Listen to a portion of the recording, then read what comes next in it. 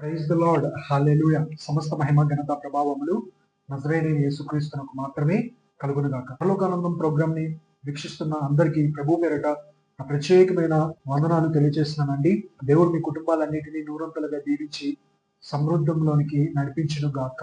ఆమె దేవుని వాక్యానికి విధేయత చూపించి ఆయన వాక్యానికి మన జీవితంలో సమయాన్ని ఇచ్చి మనము వింటున్నట్లయితే ఆ వాక్యము మన జీవితానికి దీవెనకరముగాను ఆశీర్వాదకరముగాను ప్రాముఖ్యముగా మనం వెళ్తున్న ఒక స్థితి నుంచి బయటకి నడిపించడానికి వాక్యం ఎంతగానో ఉపయోగపడుతుంది అనే వాస్తవాన్ని గ్రహించి ప్రార్థనలో ప్రతి ఒక్కళ్ళు ఏకీభవించాలని ప్రభు పేరట మీ అందరికీ విజ్ఞాపన చేస్తున్నాను. ప్రార్థన. మహాపరిశుద్ధుడైన నా తండ్రి, నీకు స్తుతి. నీ వాకు ద్వారా నాతో మాతో మీరే మాట్లాడి మీరే మహిమ ఘనత ప్రభావములు పొందమని యేసుక్రీస్తు నామములో అడుగుతున్నాం తండ్రి. ఆమేన్. ఈ రోజున మన వాక్యధ్యానం నిమిత్తమై యెషయా గ్రంథము 43వ అధ్యాయము 2వ వచనం. నీవు జలమును బడి దాటినప్పుడు నేను నీకు తోడై ఉండుదును, నదులు బడి వెళ్ళినప్పుడు అవి నీ మీద పొరలి పారవు. నీవు అగ్ని మధ్యన నడిచినప్పుడు కాలిపోవు, జ్వాలలే నిన్ను కాల్చవు. దేవునికి మహిమా ఘనత ప్రభావములు కలుగునుగాక. ఆమె ఈ రోజున మన వాక్యధ్యానం అంశం నిమిత్తమై యేసయ్య మనకు తెలియపరిచేది నీవు నా సొత్తు. మన జీవితంలో ఎదురవుతున్న సమస్యలు, మన జీవితంలో ఎదురవుతున్న శోధనలు, భయంకరమైన పరిస్థితులను చూసి నా అనేవారు ఎవరూ లేరు అని చెప్పి మనము అనేకమైన సందర్భాల్లో వాపోయిన పరిస్థితులు దాపరించి ఉన్నవి.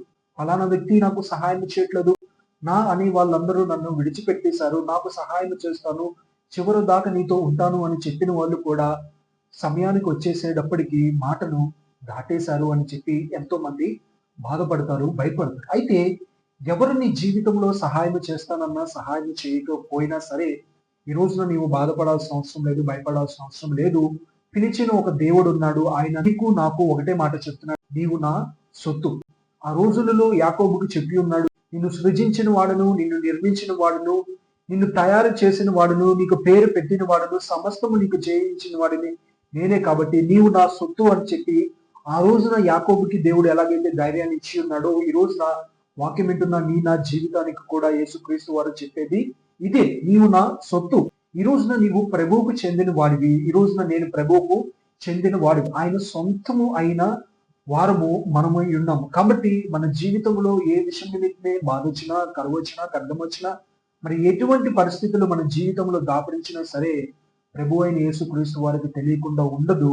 ఆయన పర్మిషన్ లేకుండా ఇక్కడికి రాదు. మరి వచ్చిని అని అంటున్నట్లయితే నీ జీవితం పట్ల, నా జీవితం పట్ల, ఆ రోజులలో యాకోబు జీవితం పట్ల దేవుడు ఉద్దేశము, ప్రణాళిక కలిగి ఉన్నాడు. కాబట్టి ఆ రీతిగానే ఇవన్నీ వచ్చి ఉన్నవి అనే వాస్తవాన్ని మన జీవితంలో గ్రహించండి.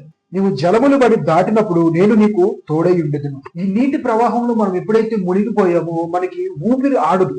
శారీరకంగా మనం ఉంటాము, కానీ ఏంటి ఏంటి ఏంటి ఏంటి తర్వాత ఏంటి నెక్స్ట్ ఏంటి అని చెప్పి ఇటువంటి భయంకరమైన పరిస్థితి ఈ రోజున మన జీవితంలో నీ భవిష్యత్తు విషయం నిమిత్తమే కానీ, లేకపోతే ఆర్థిక స్థితి విషయం నిమిత్తమే కానీ, లేకపోతే నీ జీవితంలో నీవు ఎటువంటి సమస్యల గుండా నీవు వెళ్తూ రేపేంటి, నెక్స్ట్ ఏంటి, తర్వాత ఏంటి అని చెప్పి ఊపిరి ఆడనటువంటి పరిస్థితుల గుండా, అటువంటి భయంకరమైన శ్రమల గుండా, అటువంటి జలములు బడి నువ్వు దాటి వెళ్ళే ఒక పరిస్థితుల గుండా నీవు వెళ్తున్నట్లయితే ఈ రోజున విను, తప్పనిసరిగా దేవుడు నీకు తోడై ఉన్నాడు. ఆయన నిన్ను క్షేమముగా ఈ దరి నుండి ఆ దరికి దేవుడు నిన్ను నడిపిస్తాడు అనే వాస్తవాన్ని గ్రహించండి.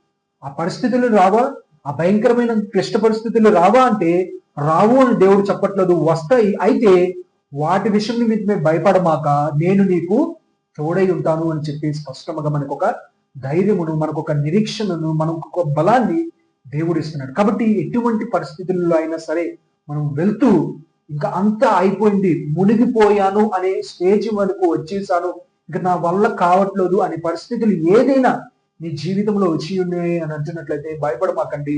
దాటించేవాడు, నడిపించేవాడు ఒక తండ్రి ఉన్నాడు.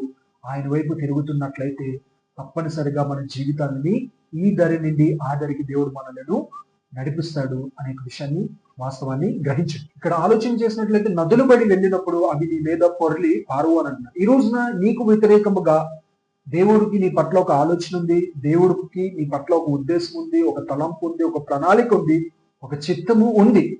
ఆ చిత్తాన్ని నెరవేర్చనివ్వకుండా అది నీవు పోరాడినా, నీ జీవితము పట్ల ఇతరులు పోరాడినా సరే నీ మీద అవి పొర్లి పారకుండా నా దేవుడు నీ జీవితాన్ని, నా జీవితాన్ని కాపాడుతాడు అనే విషయాన్ని, వాస్తవాన్ని గ్రహించండి. ఆయన సొంతము అయిన వాడివైన నీ విషయం నిమిత్తమే, నీ జీవితం విషయం నిమిత్తమే ఏదైనా ఆయనకి వ్యతిరేకముగా నీ మీద పొరలి పారాలని చెప్పి, నీ మీద ఎగస పడాలని చెప్పి, నీ మీద దాడి చేయాలని చెప్పి, అది ఎటువంటి శక్తులైనా, లేకపోతే సమస్యలైనా, ఇరుకులైన ఇబ్బందులైనా, మనుషులు మాటలైనా, మరి ఎటువంటివైనా సరే అవి నీ మీద పొరలి పారవు. ఎందుకు అని అంటున్నట్లయితే, నడిపించిన ఆయన, దాటించిన ఆయన నీతోనే ఉన్నాడు. ఇక్కడ యాకోబు జీవితం మనం చూస్తున్నట్లయితే మునుపు నిష్ప్రయోజనకరముగా, అందరికీ బాధాకరముగా, ఇప్పుడు ప్రయోజనకరముగా మారింది. ఇప్పుడు నీ జీవితము నిష్ప్రయోజనకరముగా, అందరికీ బాధాకరముగా, దుఃఖకరముగా ఉందేమో. అయితే ఈ రోజునే నీవు దేవుని దగ్గరికి రావడానికి ఇష్టపడినట్లయితే,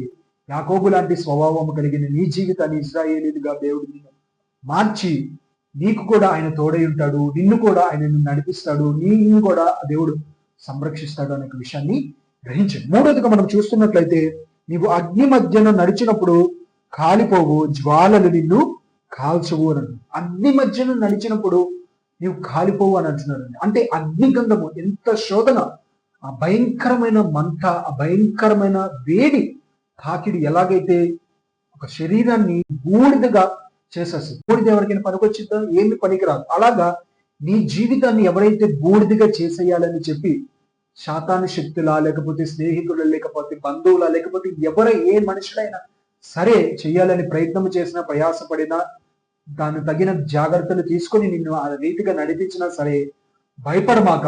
అటువంటి పరిస్థితులకు వెళ్ళవు అని దేవుడు చెప్పట్లేదు, వెళ్తావు, వెళ్ళినా సరే భయపడమాక. ఎందుకు అని అంటున్నట్లయితే, జ్వాలలు నిన్ను కాల్చజాలవు. షడ్రక్, మేషక్, అబేద్నెగోలు, ఆ దేవుడికి నేను యథార్థముగా ఉంటాను. చావైనా బ్రతికైనా మరి ఏదైనా సరే పిలుపునిచ్చిన వాడు, పిలిచిన వాడు, నమ్మదగిన వాడు ఒక ఆయన ఉన్నాడు. ఆయననే నేను సేవిస్తాను, ఆయననే నేను వెంబడిస్తాను, ఆయననే నేను పూజిస్తాను, ఆయనకే నా హృదయంలో స్థానాన్ని ఇస్తాను అని చెప్పి వారి నిష్ఠకు కలిగి ఉన్నప్పుడు, అయితే వినండి, మీకు ఒక భయంకరమైన శిక్షను నేను వేస్తాను. ఏంటి ఆ శిక్ష? అగ్నిగంధకములో వారిని పడేయడం. అగ్నిగంధకములో వారిని పడేసినా సరే వారు అన్నారు, మా తీర్మానము, మా నిర్ణయము అనేది మారదు. నేను ప్రభు అయిన యేసుక్రీస్తునే ఆరాధిస్తాము, ఆయననే వెంబడిస్తాము, ఆయన చెప్పిన మాటలనే మేము పాటిస్తాము అని అన్నారు. ఆ రీతిగా అగ్ని గంధకములు పడేసినా సరే వారు కాలిపోలేదు. ఎందుకు అని అంటున్నట్లయితే, కాల్చ జాలవు అని మాట ఇచ్చిన దేవుడు వారి ముగ్గురితో పాటు ఆ అగ్ని గంధకములో దేవుడు ఉన్నాడు అనే విషయాన్ని, వాస్తవాన్ని గ్రహించండి. కాబట్టి ఆ రోజున యాకోబుకు వాగ్దానము చేసిన దేవుడు ఈ రోజున నీ జీవితంలో ప్రాముఖ్యంగా నా జీవితంలో కూడా వాగ్దానము చేసేసి ఉన్నాడు. వాగ్దానము ఆ రోజున వాగ్దానం చేసి ఈ రోజు మనకి దేవుడు మాట ఇచ్చి ఉన్నాడు. ఏంటి ఆ మాట అని అంటున్నట్లయితే, నువ్వు జలములు బడి వెళ్తావా, నదులు బడి నువ్వు దాటుతావా, అగ్ని మధ్యగములో నీవు నడుస్తావా, మరి ఏ విషయం మీదనే భయపడాల్సిన అవసరం లేదు. ఎందుకు అని అంటున్నట్లయితే, నిన్ను సృజించిన వాడు ఆయన, నిన్ను నిర్మించిన వాడు ఆయన, పేరు పెట్టి నిన్ను పిలుచుకున్నవాడు ఆయనే. కాబట్టి నీవు ఆయన సొత్తు అనే విషయాన్ని ఎప్పుడు నీవు మర్చిపోమాక. నీ జీవితంలో ఎటువంటి పరిస్థితులు వచ్చినా సరే ఒకటి నీ జీవితంలో గుర్తుపెట్టుకోవాలి. యెషయా గ్రంథము 43వ అధ్యాయము 1వ వచనం ప్రకారము, పేరు పెట్టి పిలిచి ఉన్నాను, నీవు నా సొత్తు అని అన్నాడు. ఈ రోజున రక్షణ భాగ్యము కలిగిందంటే, ఈ రోజున ఆరోగ్యముగా నేను ఉన్నానంటే, అసలు ఈ ఉనికి మీదకి నేను వచ్చి ఉన్నాను అని అంటున్నట్లయితే, ఆయనకు ఒక తలంపు ఉంది, ఆయనకు ఒక ప్రణాళిక ఉంది, ఆయనకు ఒక ఉద్దేశము నా జీవితము పట్ల ఉన్నది అని చెప్పి గ్రహించి, నేను ఎవరి సొత్తును కాదు, నేను ఎవరికి సంబంధించిన వాడిని కాను, పిలిచిన వాడు ఒక ఆయన ఉన్నాడు, ఆయన ప్రభువైన యేసుక్రీస్తు వారు. ఆయన వైపు తిరిగితే నాకు సమస్తము సమకూడి మేలుకే జరుగుతుంది అని విశ్వాసం ఉంచండి. ఆయన సొత్తు అని చెప్పి ఈ రోజున మనల్ని దేవుడు పిలుస్తున్నాడు. కాబట్టి ఏ విషయం నిమిత్తమై భయపడాల్సిన అవసరము లేదు. పరిస్థితులు ఎటువంటివి అయినా సరే ఆ పరిస్థితులలో నిన్ను క్షేమముగా నడిపించుటకు ప్రభువైన యేసుక్రీస్తు వారి యొక్క హస్తము ఎల్లవేళలా నీకు, నాకు, మనందరికీ తోడై ఉన్నది, తోడై ఉంటుంది అనే విషయాన్ని, వాస్తవాన్ని గ్రహించింది. ఆమేన్. ప్రార్థన. మహాపరిశుద్ధుడైన నా తండ్రి, నీకు స్తుతులు. పేరు పెట్టి పిలిచి ఉన్నాను, నీవు నా సొత్తు అనను. మా జీవితంలో ఎదురవుతున్న అనేకమైన సమస్యల, శోధనల, ఇరుకుల, ఇబ్బందుల, రేకెత్తుతున్న అనేకమైన ప్రశ్నార్థాలకి ఒకే ఒక జవాబు, నీవు నా సొత్తు అనన్ను. ఈ రోజున మా జీవితంలో ఎక్కడికెక్కడికో వెళ్ళిపోయే వారుగా కాకుండా, పరిస్థితులు ఎటువంటిగా ఉన్నా సరే పిలిచిన వాడు, నమ్మదగిన వాడు ప్రభు అయిన యేసుక్రీస్తు వారు నాకున్నాడు. నా జీవితం విషయం నిమిత్తమే నేను ఎన్నడను కదిలింపబడే విశ్వాసుడుగా కాకుండా, కదల్చబడని ఒక కొండవలే, సియోను కొండవలే అటువంటి స్థిరమైన విశ్వాసము, బుద్ధి, జ్ఞానము సర్వము నేను కలిగి ఉండాలి అని చెప్పి ప్రతి ఒక్కరు నాయన తీర్మానం తీసుకునేలాగిన సహాయమును దయచేయమని, వారి జీవితంలో ఎదురవుతున్న ఎటువంటి భయంకరమైన సమస్యలైనా శోధనలైనా వాటిలో మీరే తోడేయండి, నడిపించి విడిపించి సమస్త మహిమ ఘనత ప్రభావము మీరే పొంది యాకోబుని ఇజ్రాయేలీనిగా మార్చి అనేక మందికి దీవెనకరముగా చేసిన దేవ, ఈ రోజున మా జీవితాలను కూడా మార్చి అనేక మందికి దీవెనకరముగా ఆశీర్వాదకరముగా నీ నామ మహిమార్థముగా మమ్మలను తయారు చేయమని, నిర్మించమని, కృపచూపమని, దయించమని నజరేయుడైన యేసుక్రీస్తు నామములో అడుగుతున్నాం మా తండ్రి, ఆమేన్. వాక్యమైన అందరికీ నా ప్రత్యేకమైన వందనాలు తెలియజేస్తున్నానండి. దేవుడు మీ కుటుంబాలన్నింటినీ నూరంతలుగా దీవించి బహుగా ఆశీర్వదించును గాక. Amen. God bless you all.